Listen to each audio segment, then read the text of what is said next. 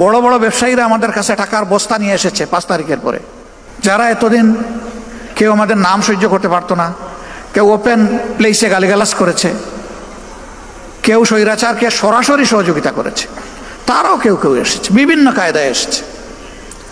কিন্তু আমরা ওইদিকে ফিরে তাকাইনি ভাই। আমরা ওইদিকে তাকালে আমাদের রুহানিয়াত ধ্বংস হয়ে যেত। আঠালের মতো লেগেছিল কেউ কেউ 1 কাপ চা খাওয়ার দাওয়াত, যখন সাড়া দিতে পারলাম না বলে যে 5টা মিনিটের জন্য আসবো ওনার বাসায় যদি 1 কাপ চা খাইতে পারে, এটাও সাড়া দিতে পারলাম না। তারপরে বিশাল এক অ্যামাউন্টের প্রস্তাব দিয়ে পাঠাই দিস। আল্লাহু আকবার। এই ক্ষেত্রে আল্লাহ তাআলাকে ভয় করেছি এবং ধৈর্য ধরার চেষ্টা করেছি। বিভিন্ন হেলিকপ্টারের মালিক আসছে, আয়সা বলছে যে এখন থেকে যখন লাগবে বলবেন, বলার সাথে সাথে পেয়ে যাবেন। হ্যাঁ বলি নাই, বলছি দেখব। এরপরে একই ব্যক্তি বলছেন যে আগামীতে নির্বাচনে আমরা চাই আপনারা বিজয়ী হন, ইনশাআল্লাহ আল্লাহ তৌফিক দিয়েছেন, বড় হাতেই দিব, শুধু আপনারা বললেই পেয়ে যাবেন। তাতেও হ্যাঁ বলি নাই, বলছি দেখব। এইরকম যারাই অফার দিয়েছেন নিজেদের জ্ঞান বুদ্ধি অনুযায়ী প্রথমে তাদের ব্লাড সুগার দেখেছি যে সুগার ঠিক আছে কিনা, এরপরে আল্ট্রাসাউন্ড করেছি যে ভিতরের পার্টসগুলো ঠিক আছে কিনা, সন্দেহ হলে সিটি স্ক্যান করা হয়েছে, এনজিওগ্রাম, এবং শেষ পর্যন্ত এমআরআই করে যখন নিশ্চিত হয়েছি বেজাল, তখন বলেছি কালু সালামা।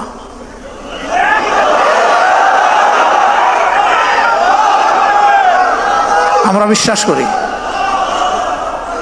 বিশ্বাস করি ইমানদারদের, যারা ইমানদার তাদের আন্তরিক দোয়া ইনশাল্লাহ আমাদের সকল ঘাটতি পূরণ করে দেবে ইনশাল্লাহ।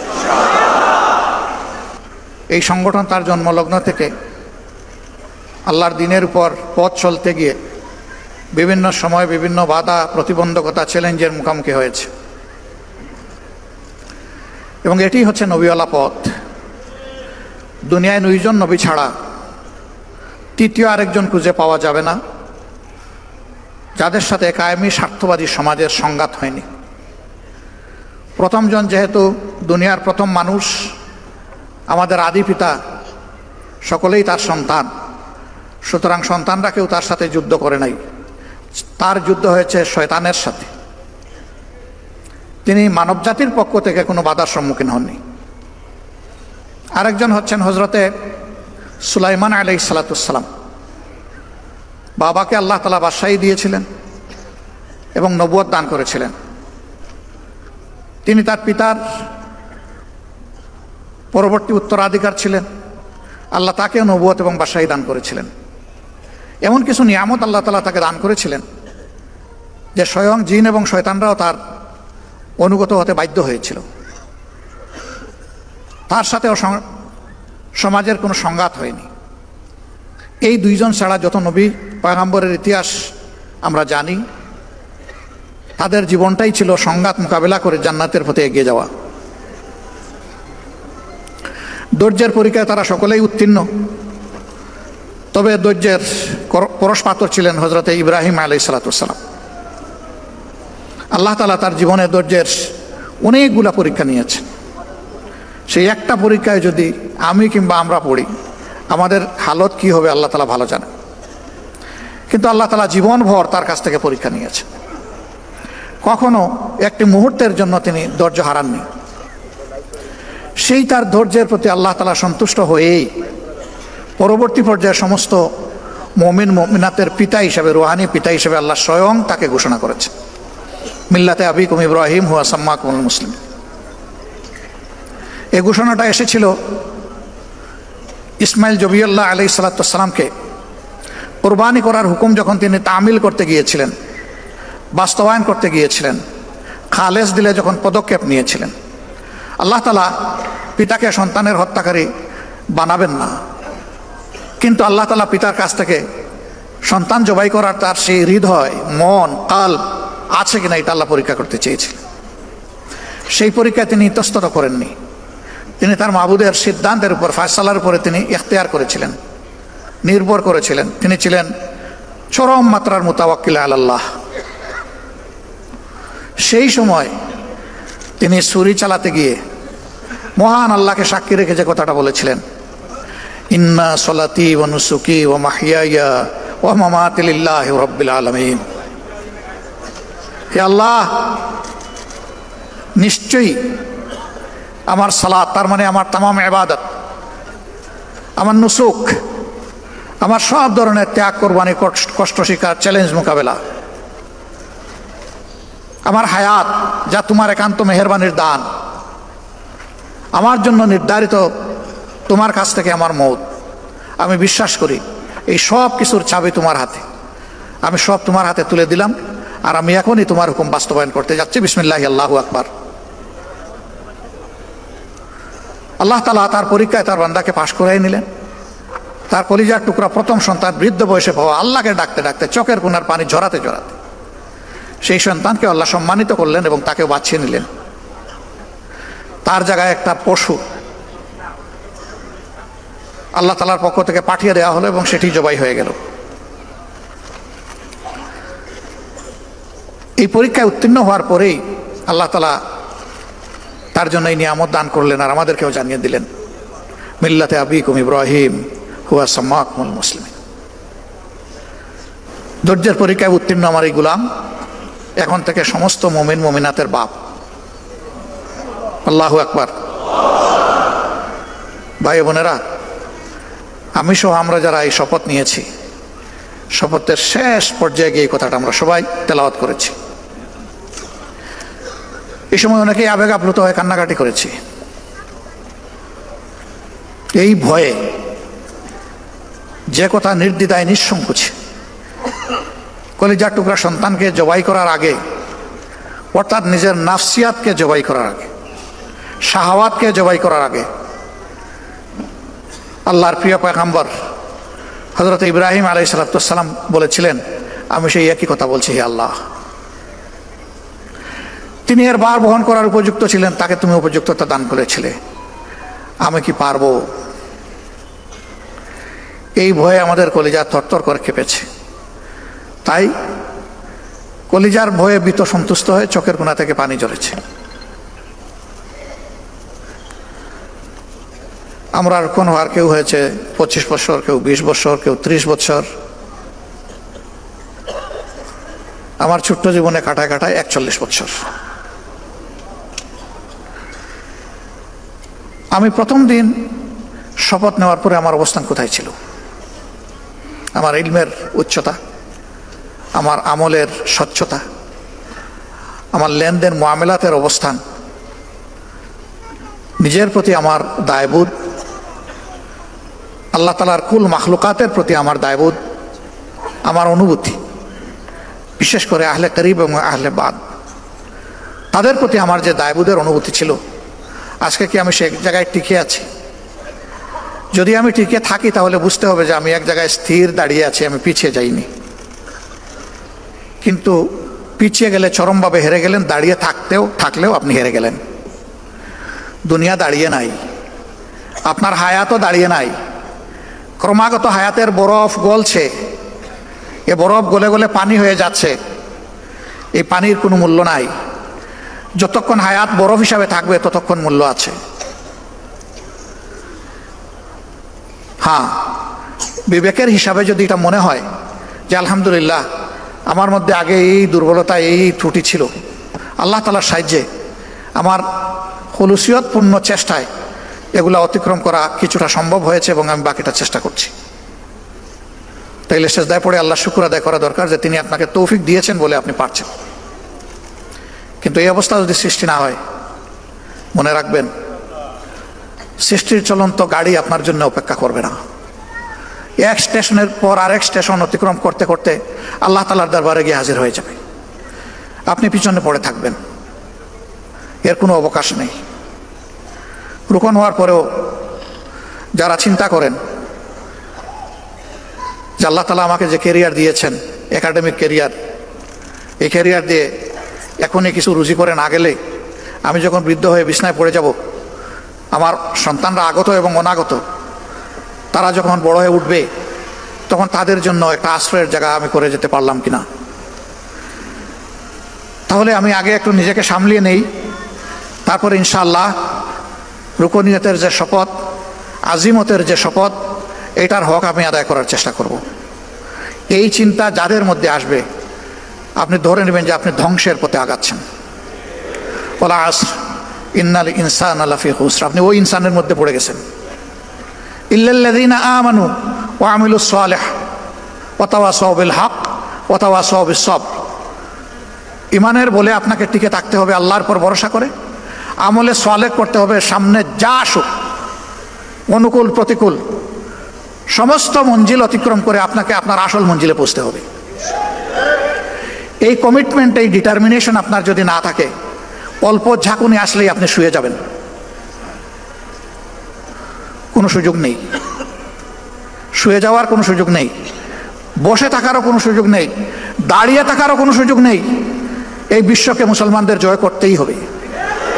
মুসলমানদের বাহাদুরি ফলানো নয়, এই বিশ্ব জয়ের প্রয়োজন ইসলামের ভিত্তিতে। এই কারণে গোটা মানবতা আজকে লাঞ্ছিত, গোটা মানবতা আজকে পর্যদস্ত, বিপর্যস্ত এবং অপমানিত। এই মানবতার মুক্তির জন্য আল্লাহ যে সনদ দিয়েছেন, আল্লাহর কসম এর বাইরে কোনো সনদ দিয়ে দুনিয়ার মানবতার কোনো মুক্তি আসবে না। যেই সময় মুসলমানদের ঐতিহাসিক দায়িত্ব পালন করার কথা, সেই সময় মুসলমানরা দুইটা ভয়াবহ রোগে আক্রান্ত। একটা নিজেদের মধ্যে কামড়াকামড়ি, বিভক্তি, আরেকটি হচ্ছে অপশক্তির ভক্তি। আরে ভাই, ভক্তি তো হবে একমাত্র আল্লাহ তাআলার, ভয় তো করবে একমাত্র তাকে। অপশক্তি যখন চলে কৌশলে আপনার মধ্যে আমার মধ্যে তার এজেন্ডা ঢুকিয়ে দেয়, তখন রুহানিয়ত আপনার ক্রমাগতভাবে নিচের দিকে নামতে থাকে এবং বিপর্যস্ত হয়। এখানে এটার কোনো সুযোগ নাই রে ভাই। এই ব্যাপারে স্বপ্রণোদিত পাহারাদারের ভূমিকা আমাদেরকে ভাই বোনেরা পালন করতে হবে। বোনদের পরীক্ষা আর একটু বেশি। আমাদের সমাজের এবং ইসলামী সমাজের, মুসলিম সমাজের তাহজিব তামাদ্দুন, কৃষ্টি কালচার অনুযায়ী পুরুষরা বাইরে সকল জক্কি ঝামেলা সামাল দেন, মহিলারা পরিবারের আভ্যন্তরীণ বিষয়গুলো সামাল দেন। কিন্তু ইসলামী আন্দোলনের সাথে যারা সক্রিয়ভাবে জড়িত, আমাদের বোনদেরকে দুটাই সামাল দিতে হয় সমান তালে। এই ক্ষেত্রে যে সমস্ত রুকন ভাইয়েরা আছেন, তারা যদি নিজেদের সহধর্মিনীকে, কলিজার টুকরা জীবন সঙ্গিনীকে হাতে ধরে একসাথে জান্নাতের পথে দৌড়াতে চান, তাহলে তাদেরকে দৌড়ানোর মতো সহযোগিতাটাও দিতে হবে। আপনি খাওয়ার টেবিলে বসে মান্না এবং সলোয়া খাবেন আর শরাবাত তহুরা পান করবেন, এই আশা ছেড়ে দেবেন। আল্লাহ তাআলা খাওয়ার টেবিলে বসে যা আপনার কিসমতে সাদামাটা রেখেছেন, এইটা খেয়ে আল্লাহ তাআলার শুকরিয়া আদায় করবেন। খুদ ধরতে যাবেন না, লবণ বেশি হয়েছে নাকি তেলের বেশি জাল হয়ে গেছে, এই খুদ ধরতে যাবেন না। আপনার এই আস্থা থাকা উচিত। আপনার জীবন সঙ্গিনী তার পূর্ণ আন্তরিকতা দিয়েই আপনার জন্য চেষ্টা করেছে আপনি যে মান্না সালোয়া চান ওইটা আপনার সামনে দেওয়ার। এরপরে মানুষ হিসাবে তার যদি কোনো ঘাটতি হয়ে যায়, অপরের ঘরে তো গিয়ে বলবেনও না, নিজের ঘরে কখনো বলবেন না যে লবণ আর একটু বাড়াইয়া দিও। এটা না বলে বলবেন যে আমি তো লবণ একটু বেশি খাই, আমাকে একটু লবণদানিটা আগাইয়া দাও। তাহলে বুদ্ধিমান সঙ্গিনী বুঝে ফেলবেন যে এখানে একটু শর্ট আছে, আগামীতে আমার একটু জিব্বা দিয়ে আগে টেস্ট করে নিতে হবে পরিবেশন করার আগে। কিন্তু আপনি যদি বলেন যে এত কষ্ট করে বাজার করে এনে দিলাম, কি এইগুলা পাকাইছো, পাংশা, জিব্বায় কিছুই লাগে না, কি করছো এইগুলা, দিলেন তো দিলেন, একেবারে কলিজার উপরে একটা মুগরের বাড়ি দিলেন। এটা করবেন না। এটা করলে তার যে পটেনশিয়াল, এটা নষ্ট হয়ে যাবে। এরপরে সন্তান তো দুইজনেরই। আমার বোনটা কষ্ট করে গর্ভে ধারণ করলো, বুকের দুধ খাওয়ালো, লালন পোষণ করলো, এখন প্রোগ্রামে যাওয়ার সময় দিলেন তার সঙ্গে করে 2 বছর 2.5 বছরের বাচ্চারে, 1.5 বছরের বাচ্চারে। তো ওখানে গিয়ে মা বাচ্চা সামলাবে নাকি সে কর্মসূচিতে অংশগ্রহণ করবে? এই দিন আপনি হবেন মা আর উনি হবেন বাপ। এই অনুভূতি নিয়ে বাচ্চাকে আপনি সামলাবেন, ঘরে থেকে হোক অথবা ওখানে সঙ্গ দিয়ে হোক, দায়িত্ব আপনাকে নিতে হবে। আমি ছোট্ট 2-1টা উদাহরণ দিলাম। আর টাকা পয়সার ব্যাপারে ইনশাল্লাহ আপনাদের কিছু করতে হবে না, আলাদা, আমরা তার সাক্ষী। গত 15.5 বছর যেটা গেল আমাদের উপরে স্টিম রোলার, আলহামদুলিল্লাহ এখানে আপনারা সব হেরে গেছেন, কেউ জিতেন নাই, কিন্তু আমার সবগুলো মা বোন জিতে গেছে আলহামদুলিল্লাহ। দেখি হাতের গড়ি কে কে দিয়েছেন, একটু হাত তুলেন তো দেখি। টাকা দিয়েছেন, গড়ি কে দিয়েছেন, হাত তুলেন। নো। গাড়ি কে দিয়েছেন, হাত তুলেন। নাই। আচ্ছা, একজন পাওয়া গেছে। গাড়ি কিভাবে দিছে আমার নলেজে না, এটা আমাকে বলতে হবে গোপনে। তাও একজন পাওয়া গেছে, আল্লাহ ইজ্জত বাঁচাইছে আমাদের। এখানে আমার ধারণা 1,500 থেকে 2,000 ভাই আমার সামনে আছেন। আমরা পারলাম না ইয়েস বলতে, একজন ছাড়া, এটা জানতে হবে। কিন্তু আমার বিশ্বাস এখানে যে মায়েরা আছেন, বোনেরা আছেন, যদি জিজ্ঞেস করেন যে এই বিপদের সময় কানের দুল, নাকের ফুল, হাতের বালা, গলার মালা কে কে খুলে দিয়েছেন, একজনও বাদ যাবে না বলে আমি বিশ্বাস করি। এই জন্য এই ব্যাপারে আমার বলার কিছু নাই, দরকার নেই। তারা খানদানি ঐতিহ্য ধরে রেখেছেন। উম্মাহাতুল মুসলিমিন এবং যারা সাহাবিয়া রাদিয়াল্লাহু তাআলা আনহুমা ছিলেন, তারা যে কাজ করেছেন আজকে আমাদের মা বোনেরা ঠিক একই কাজ করছেন। আল্লাহু আকবার।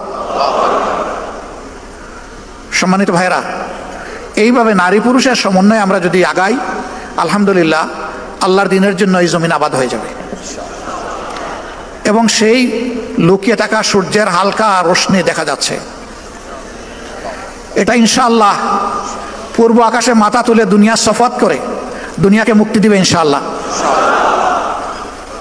কিন্তু তার জন্য বিপুল কুরবানি লাগবে। 30-35টা আসনে ইলেকশন করার সময় আমরা যে পরিশ্রম করেছি, যে আর্থিক কুরবানি দিয়েছি, যে পেরেশানি করেছি, এখন যদি তার 10 গুণ আসনে আমাদেরকে নির্বাচন করতে হয়, তাহলে ওই জিনিসগুলো 10 গুণ বাড়াতে হবে ইনশাল্লাহ। পারবেন? অর্ধেক ইনশাল্লাহ না, পুরা ইনশাল্লাহ? পারবেন কেন? পারতে হবে ইনশাল্লাহ। এবার যাদের ব্যাংক ব্যালেন্স আছে ওখানে হাত দিতে হবে। এটা আপনার না, এটা আল্লাহ তাআলার। ওখান থেকে আগে কত বিনিয়োগ করবেন তাড়াতাড়ি সিদ্ধান্ত নেন। তবে আমার অভিজ্ঞতা হচ্ছে আমাদের গরিব ভাইয়েরাই ধনী। সচ্ছলরা আমার কথায় রাগ করবেন না, নিজেকে মিলিয়ে নেবেন। মাসে যিনি 5,000 টাকা, 10,000 টাকা, 15,000 টাকা বেতন পান, তারা কঠিন দিনগুলোতে 5, 10, 15,000-এর পুরোটাই দিয়ে দিয়েছে। কিন্তু আমাদের সচ্ছল ভাইয়েরা চিন্তা করেছেন, আমার তো এক মাসে 1 কোটি টাকা, আচ্ছা কত দিলে সবার চাইতে বেশি হবে? আপনি সবার সাথে কম্পিটিশন করতে গেলেন কেন? আল্লাহ আপনাকে যে নিয়ামত দিয়েছেন, আপনি আপনার সাথে কম্পিটিশন করেন। তাইলে তো আপনি নিজের উপরে ইনসাফ করতে পারবেন। বড় বড় ব্যবসায়ীরা আমাদের কাছে টাকার বস্তা নিয়ে এসেছে 5 তারিখের পরে, যারা এতদিন কেউ আমাদের নাম সহ্য করতে পারতো না, কেউ ওপেন প্লেসে গালিগালাজ করেছে, কেউ স্বৈরাচারকে সরাসরি সহযোগিতা করেছে, তারাও কেউ কেউ এসেছে, বিভিন্ন কায়দায় এসেছে। কিন্তু আমরা ওইদিকে ফিরে তাকাইনি ভাই। আমরা ওইদিকে তাকালে আমাদের রুহানিয়াত ধ্বংস হয়ে যেত। আঠালের মতো লেগেছিল কেউ কেউ 1 কাপ চা খাওয়ার দাওয়াত। যখন সাড়া দিতে পারলাম না বলে যে 5টা মিনিটের জন্য আসবো ওনার বাসায় যদি 1 কাপ চা খাইতে পারি, এটাও সাড়া দিতে পারলাম না। তারপরে বিশাল এক অ্যামাউন্টের প্রস্তাব দিয়ে পাঠাই দিচ্ছে। আল্লাহু আকবার। এই ক্ষেত্রে আল্লাহ তাআলাকে ভয় করেছি এবং ধৈর্য ধরার চেষ্টা করেছি। বিভিন্ন হেলিকপ্টারের মালিক আসছে, আয়সা বলছে যে এখন থেকে যখন লাগবে বলবেন, বলার সাথে সাথে পেয়ে যাবেন।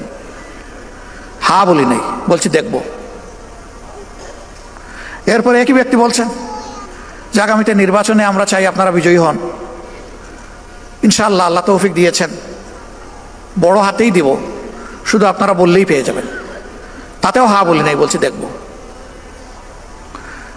এরকম যারাই অফার দিয়েছেন, নিজেদের জ্ঞান বুদ্ধি অনুযায়ী প্রথমে তাদের ব্লাড সুগার দেখেছি যে সুগার ঠিক আছে কিনা, এরপরে আল্ট্রাসাউন্ড করেছি যে ভিতরের পার্টসগুলো ঠিক আছে কিনা, সন্দেহ হলে সিটি স্ক্যান করা হয়েছে, এনজিওগ্রাম, এবং শেষ পর্যন্ত এমআরআই করে যখন নিশ্চিত হয়েছি বেজাল, তখন বলেছি কালু সালামা।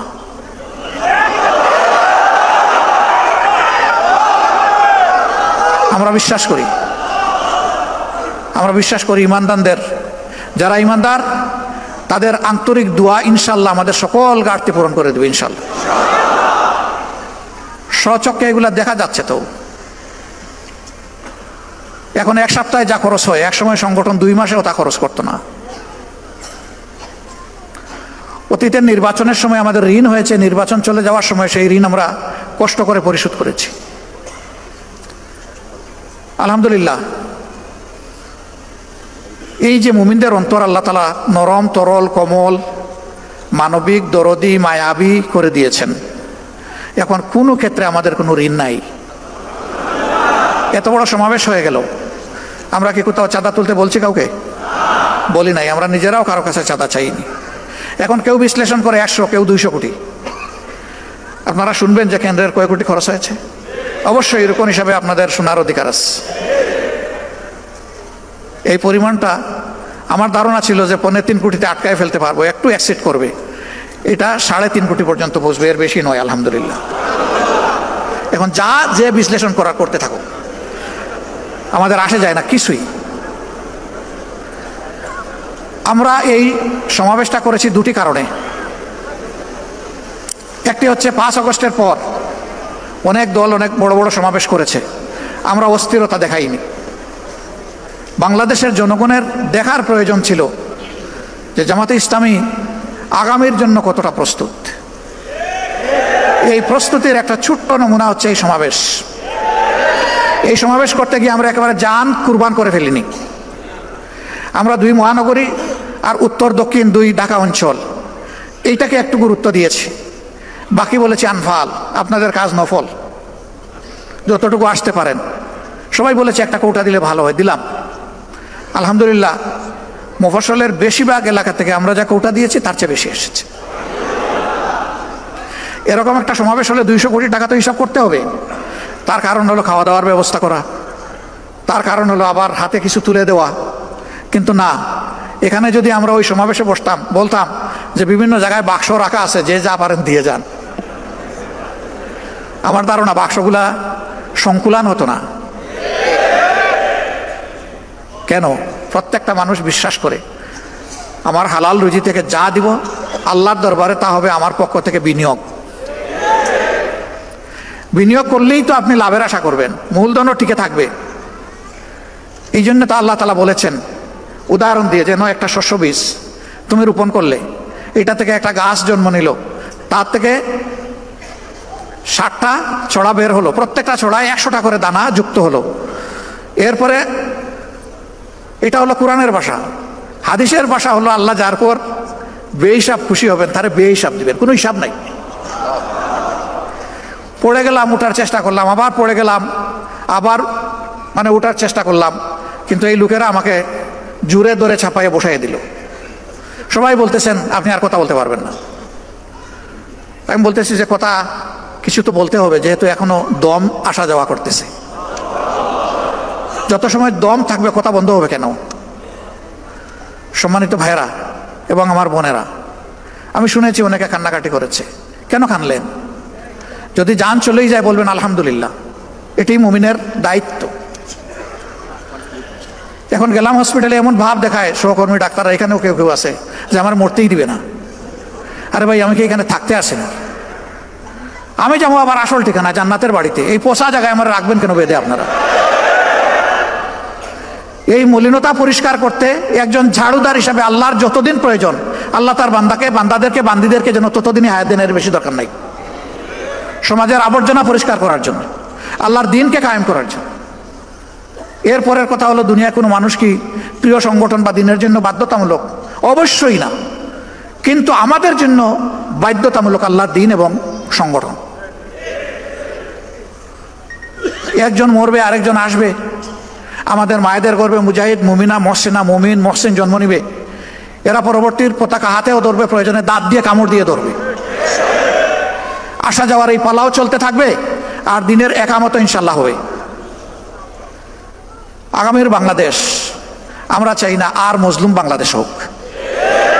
এই জুলুম থেকে তারাই বাংলাদেশকে বাঁচাতে পারবে যারা শুধু আল্লাহর জন্য জীবন বাজি রেখে লড়াই করতে পারবে।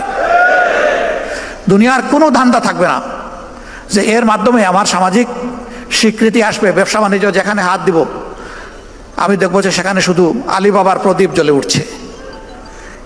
এই ধরনের নোংরা কলুষিত চিন্তা যেন আমাদের কারো মাথায় না ঢোকে।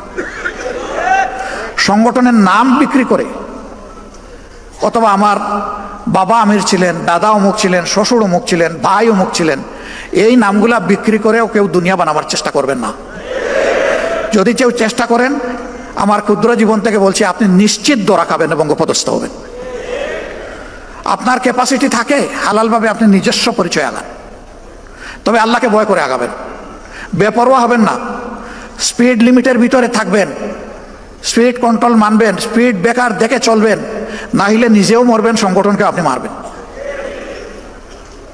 এ বিষয়গুলো খেয়াল রেখে যদি চলতে পারি, আল্লাহর সাহায্য অবধারিত আমরা পাবো ইনশাআল্লাহ। এরপরের বিষয় হচ্ছে জবান, ঠোঁট। এটা ঠিক যে অন্যের নেগেটিভ সমালোচনা করলে কথার ঝাল বাড়ে, কিন্তু নেগেটিভ সমালোচনাতে কল্যাণ কম, নীতিগত সমালোচনা হবে, কাউকে ড্যামেজ করার জন্য নয়, সংশোধন করার আশা। আমি চাই আমিও ভালো থাকবো, আমি চাই আমার সমাজও ভালো হোক। যদি এটি আমার উদ্দেশ্য থাকে, তাহলে স্বয়ং যারা দিনে রাত আমাদের বিরোধিতা করে তাদেরও কল্যাণ আমাদের কামনা করতে হবে, আল্লাহর কাছে দোয়া করতে হবে, এবং প্রত্যেকটি বক্তব্য হবে দাঈল আল্লাহর ভাষায়।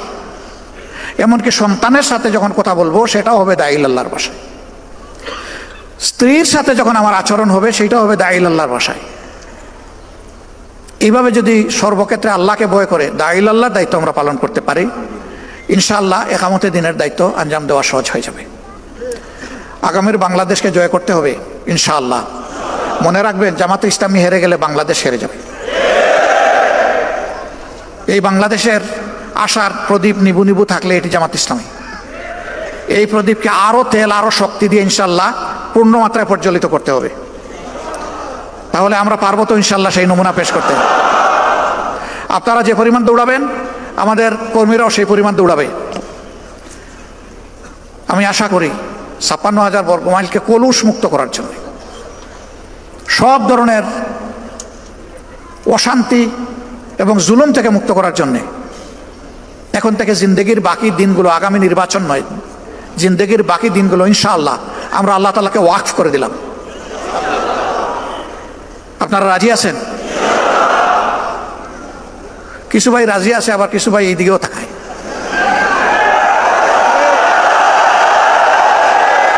মিডিয়া হচ্ছে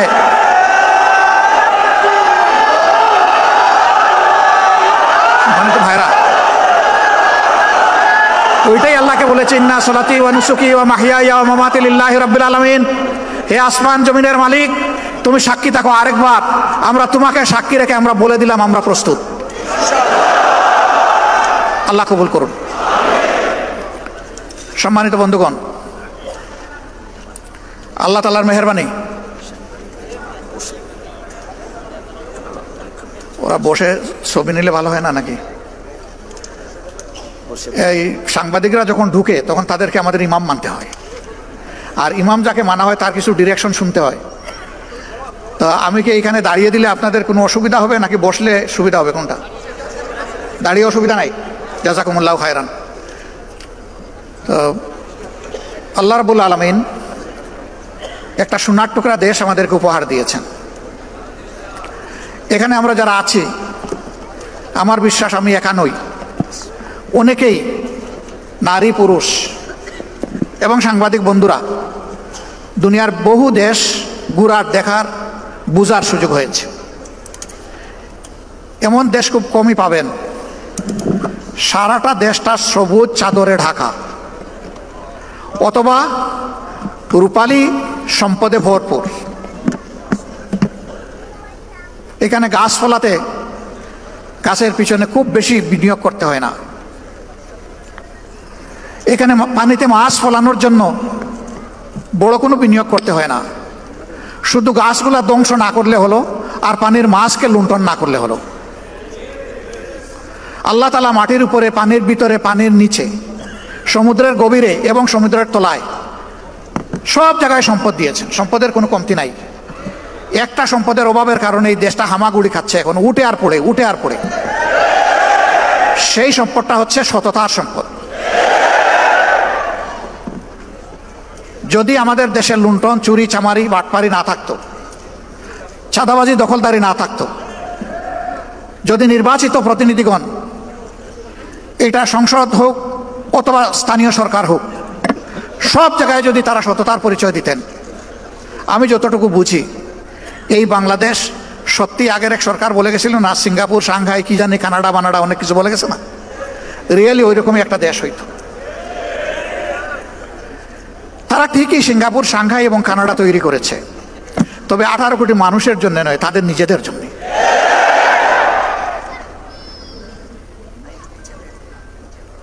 এই জন্য আমরা সবসময় বলি এ বাংলাদেশ আমাদের গর্বের বাংলাদেশ, প্রিয় বাংলাদেশ। যে যাই বলুক, যে যা সমালোচনা ইচ্ছা করে সারা দিন রাত করতে থাকুক, এর প্রমাণ আমরা চেষ্টা করছি দেওয়ার। প্রথমত এই দেশের মানুষকে আমরা ভালোবাসি, এদেশের মাটিকে আমরা ভালোবাসি। এই জন্যে অনুকূল প্রতিকূল সকল অবস্থায় আলহামদুলিল্লাহ আমরা এই দেশেই আছি। অনুকূল অবস্থায় থাকতে তো কোনো সমস্যা নাই, কিন্তু যখন প্রতিকূলতা দেখা দিবে তখন থাকাটা হলো অনেক চ্যালেঞ্জের। মৌলানা দেলোয়ার হোসেন সাঈদীর জন্য দুনিয়ায় কি কোনো দেশ ছিল না? মতিউর রহমান নিজামী রাহিমাহুল্লাহর জন্য কোনো দেশ ছিল না? আমাদের আইকন, মাতার তাজ অধ্যাপক গোলাম আজম রাহিমাহুল্লাহর জন্য কোনো দেশ ছিল না? বহু দেশ আমাদের কাছে প্রস্তাব দিয়েছে, এরা শুধু তোমাদের দেশের সম্পদ নয়, এরা বিশ্বের মুসলমানদের সম্পদ, তোমরা আমাদের জন্য কিছুদিনের জন্য তাদেরকে দিয়ে দাও।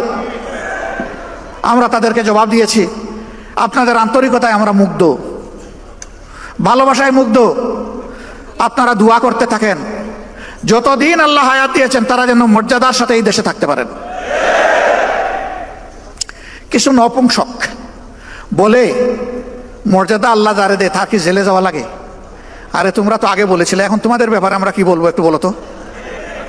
আমরা এটা বলতে চাই না। এরা বিবেকহীন, বুবাব, বেওকুফ। আল্লাহর নবীরা জেল কেটেছেন, তো নবীর উম্মতদের সেই সুন্নত পালন করতে হবে না? আমাদের নবী কিন্তু একজন না, আমরা এক নবীর উম্মত, কিন্তু আল্লাহর সমস্ত নবীরা আমাদের নবী। ইসলামই একমাত্র ধর্ম সমস্ত নবীর নাম শুনলে সম্মান প্রদর্শন করে। আরেকটা ধর্ম এরকম দুনিয়া এখন খুঁজে পাওয়া যাবে না যে সমস্ত নবীকে সম্মান করে, কমপক্ষে 1-2 জনকে কুচা মারে। This is Islam, Islam and only Islam. এটাই একমাত্র অসাম্প্রদায়িক ধর্ম। না রে ভাই, দেশের ভিতর থেকে আমরা দাওয়াত পেয়ে যাইনি, আবার দেশের বাইরে থাকা লোকটাকে কেউ আটকায় রাখতে পারেনি। তিনিও সকল মায়ার বাঁধন ওই জগতের মায়াজাল ছিন্ন করে তার দায়িত্বের অনুভূতির কারণে তিনি একজন ফাইটার হিসাবে, আল্লাহর একজন সৈনিক হিসাবে আদালতে দাঁড়িয়ে তিনি বলবেন, আমার বিরুদ্ধে যত অভিযোগ, হে আল্লাহ তুমি সাক্ষী থাকো, সব মিথ্যা। তাই তারা করেছেন, আমরা ছেড়ে যাব না। হ্যাঁ, আল্লাহ তাআলার নির্দেশে বিশেষ প্রয়োজনে যদি কখনো যেতে হয় সেটি ভিন্ন, কিন্তু শুধু যান বাঁচানোর জন্য, একটু শান্তিতে মায়ার জালে একটু গোড়াগড়ি করার জন্য ইসলামী আন্দোলনের লোকেরা যায়নি, ইনশাল্লাহ যাবে না।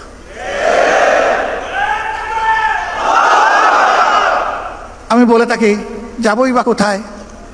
আমাদের তো একটি বেগম পাড়াও নাই, ফিসি পাড়াও আমাদের নাই, যাবো কোথায়? কারো আছে বেগম পাড়া, কারো আছে পিসি পাড়া, আমাদের নাই তো ওটা, এবং আমাদের এটা প্রয়োজনও নাই। আলহামদুলিল্লাহ, আল্লাহ যে জায়গায় মায়া করে, মহব্বত করে পয়দা করেছেন, এই জায়গাতেই যেন আল্লাহ বেশি করে বরকত দিয়ে দেন, এবং সেই বরকতটা শুধু যারা মুমিন মুসলমান, সাচ্চা মুসলমান না, আল্লাহর পক্ষ থেকে রহমত যখন জোরে, ওই নাফরমানও রহমতের অংশীদার হয়ে যায়। দুনিয়ায় সেও তার ভাগ পায়, আখিরাতে আল্লাহ রহমতের হিসাব তার কাছ থেকে নেবেন, কিন্তু দুনিয়ায় সেও পেয়ে যাবে। এই জন্য আমরা যা চাই এটি হচ্ছে যে আল্লাহর আইন হচ্ছে শ্রেষ্ঠ আইন। আজ পর্যন্ত কারো বলার দুঃসাহস হয় নাই যে আল্লাহর আইনের চাইতে জমিনের উপরে কোনো শ্রেষ্ঠ আইন আছে, এবং কিয়ামত পর্যন্ত এটা কেউ বলতে পারবে না। যত বড় দার্শনিক হোক, কেউ বলতে পারবে না এটা। তো শ্রেষ্ঠ আইন যেখানে আছে সেখানে শ্রেষ্ঠ আইনের প্রয়োগটাই আমরা চাচ্ছি, এর বেশি কিছু চাই না। ভয় দেখানো হয়, যদি কোরআনের আইন চালু হয় তাহলে মা বোনরা তো ঘর থেকে বের হতে পারবেন না। যদি কোরআনের আইন চালু হয় তাহলে যারা অন্য ধর্মের মানুষ, তাদের কোনো নিরাপত্তা থাকবে না। আমরা যারা কোরআনের আইন চালু করার জন্য আল্লাহর দেওয়া তৌফিকের জন্য চেষ্টা করছি, আমাদের মা বোনরা ঘর থেকে বের হয় না? সমাজের বিভিন্ন পেশায় তারা কাজকর্ম করে না? আত্মীয় স্বজনের বিপদ আপদ হলে তারা দৌড়ে যায় না? তারা সমাজের উন্নয়নে অবদান রাখে না? তারা শিক্ষা প্রতিষ্ঠান, সর্বোচ্চ শিক্ষা প্রতিষ্ঠানে গিয়ে লেখাপড়া করে না? তারা লেখাপড়া করায় না? সবই করে। রাসূল করিম সাল্লাল্লাহু আলাইহি সাল্লাম এই সব কিছুর সুযোগ যত সাহাবিয়া ছিলেন, উম্মাহাতুল মুসলিমিন ছিলেন, সবার জন্য খুলে দিয়েছিলেন। এমনকি চরম ক্রিটিক্যাল মুহূর্তে রাসূল করিম সাল্লাল্লাহু আলাইহি সাল্লাম আহলে রায়দের সাথে বিশেষজ্ঞতার সাথে বসতেন, কিন্তু তিনি ভুলে যেতেন না উম্মাহাতুল মুসলিমিনের পরামর্শ নেওয়াটাও প্রয়োজন, সেটাও তিনি নিতেন। তার বাস্তব নমুনা সুলহ হুদাইবিয়া। সবাই কিংকর্তব্য বিমূঢ়, আল্লাহর রাসূলও চিন্তিত, কিন্তু আমাদের একজন মায়ের পরামর্শ কার্যকর হয়ে গেল, সমস্ত সমস্যা নিমিষের তরে বাতাসে উবে গেল। আল্লাহু আকবার। This is beauty of Islam. মায়েদের কোনো মর্যাদাই ছিল না, মা হিসাবে কোনো মর্যাদা ছিল না। ইসলাম এসে তাদের হাতে এই মর্যাদা তুলে দিয়েছে। এর চাইতে বড় মর্যাদা কেউ দিতে পারবে না, যতই মায়া কান্না করুক, বরঞ্চ আমাদের সর্বনাশ করবে।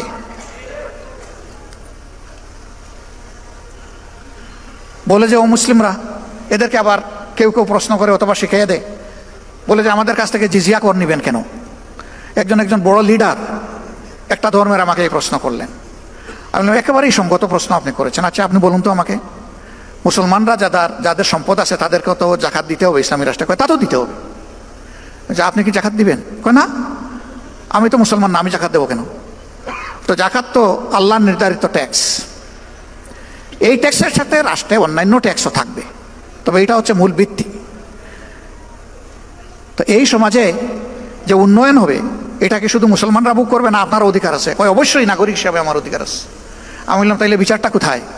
আপনি কিছুই দিবেন না আর সে দিল, আর আপনি সমান অধিকার ভোগ করবেন, এটা কি ভাই ইনসাফ? আপনি যেহেতু মুসলমান না, এই কারণেই আপনার কাছ থেকে ওই ট্যাক্সটা নেওয়া হচ্ছে, যেই ট্যাক্সটা মুসলমান হওয়ার কারণে দিচ্ছে। তবে একজন গরিবের উপর যেমন জাকাত নাই, একজন গরিব হিন্দু বৌদ্ধ খ্রিস্টানের উপরেও তেমন ট্যাক্স নাই।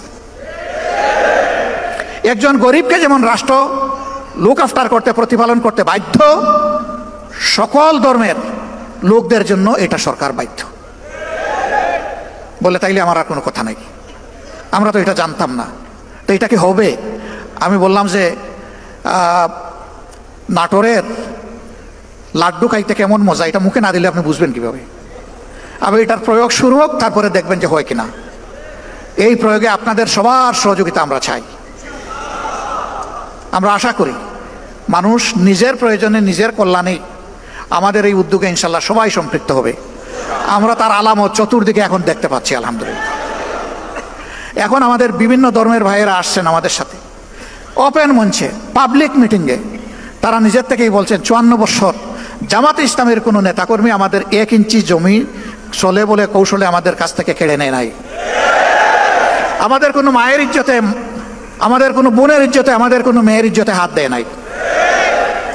আমাদের ঘর বাড়িতে আক্রমণ চালায় নাই, আমাদেরকে বাস্তু বিটাহীন করে নাই, আমাদের কাছ থেকে চাঁদা দাবি করে নাই।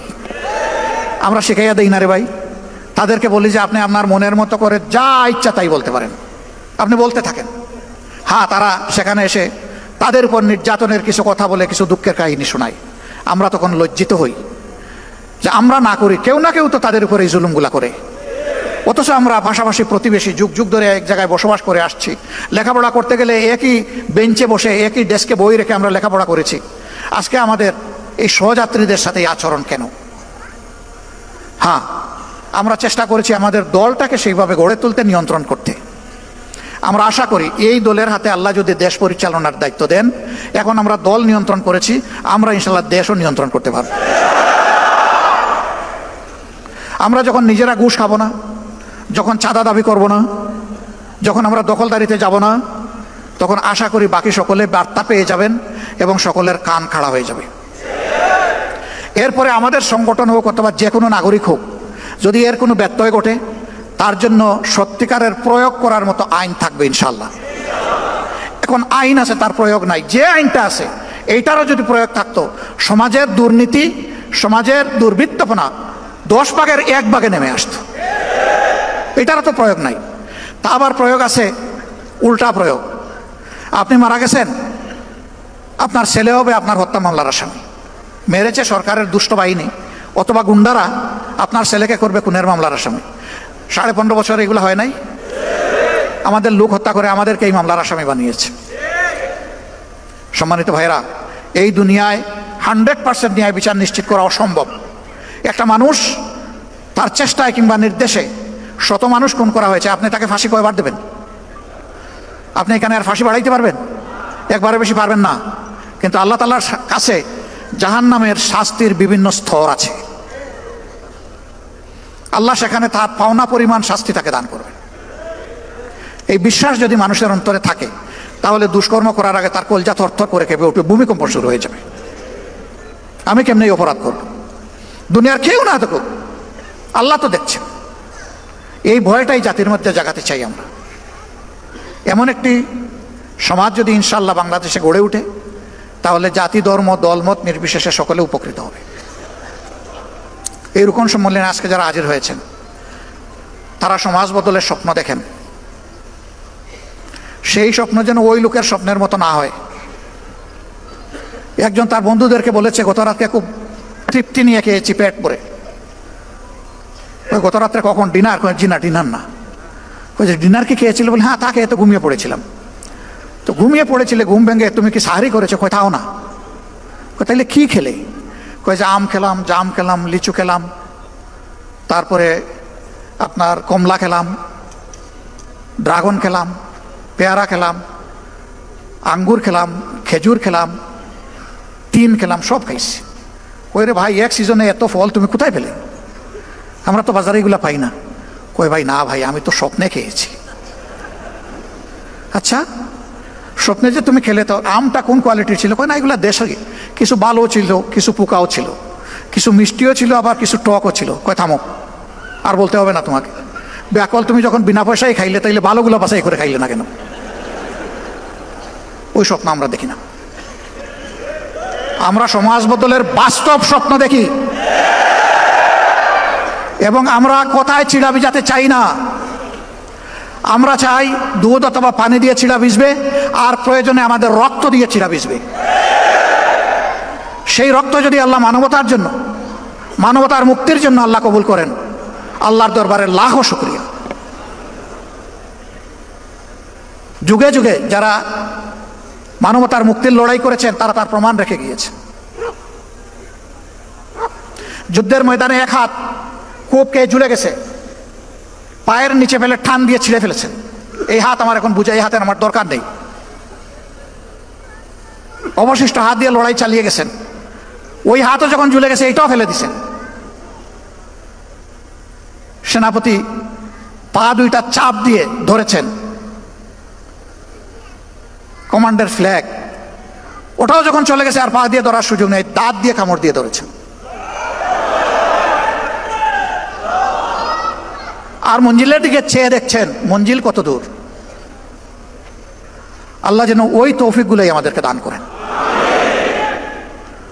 ভাই, আল্লাহর হাবিব বলেছেন, খায়রুন নাস মান ইয়ানফাউন নাস। ভাই বোনেরা, সেই মানুষটাই উত্তম যে মানুষের কল্যাণ নিয়ে ব্যস্ত থাকে, চিন্তিত থাকে, পেরেশান থাকে, আর মানুষের অসুবিধা দূর করতে চায়, লেগে থাকে। আমাদের সমস্ত রাজনীতি হবে মানুষের জন্য, মানবতার জন্য। এই কাজে গেলে যে যার সমালোচনা যেভাবে করে করতে থাকুক, আমার কিচ্ছু আসে যায়। আমরা চলতেই থাকবো ইনশাআল্লাহ। কেউ আমাদের চলার গতি থামাতে পারবে না বিইজনিল্লাহ। আমাদের কোনো চিন্তা নাই, আল্লাহ আমাদেরকে নিশ্চিন্ত নির্বাহ করে দিয়েছেন। ওয়ালা তাহিনু ওয়ালা তাহজানু ওয়া আনতুমুল আ'লাউনা ইন কুনতুম মুমিনিন। তোমরা ভীত সন্ত্রস্ত হইও না, চিন্তিত হইও না, বিজয় তোমাদেরই হবে যদি তোমরা মুমিন হও। হে আল্লাহ, আয় রাব্বুল ইজ্জত, আয় আসমান জমিনের মালিক, ওইটুকু ঈমান তুমি আমাদেরকে দান করো। ওই ঈমানটাই তোমার কাছে আমরা ভিক্ষা চাই, যে ঈমান এবং ঈমানদারের উপর তুমি সন্তুষ্ট হবে মৌলা, আর যাদের হাত ধরে মজলুম মানুষগুলোর মুক্তি আসবে। জামাত ইসলাম ইনশাআল্লাহ ইসলামী এবং দেশপ্রেমিক শক্তি, সবাইকে সাথে নিয়ে সমাজ বদলের আশা অন্তরে রাখে। এ পথে যত চ্যালেঞ্জ বাধা আল্লাহ যেন সবগুলা দূর করে দেন। মানুষের প্রত্যাশার এই ঠিকানাকে আল্লাহ যেন মজবুত করে দেন, এবং আল্লাহ রাব্বুল আলামিন মানবতার বিজয় যেন দান করেন, কোনো ব্যক্তির, দল এবং গোষ্ঠীর নয়। এই বিজয় যেন হয় মানবতার বিজয়। মহান রব্বে করিমের দরবারে সেই তৌফিক কামনা করে আপনাদের সকলকে আন্তরিক শুকরিয়া জানিয়ে আমি বিদায় নিচ্ছি। আসসালামু আলাইকুম ওয়া রাহমাতুল্লাহ। আল্লাহ হাফিজ। বাংলাদেশ জিন্দাবাদ। বাংলাদেশ জামাত ইসলামী জিন্দাবাদ।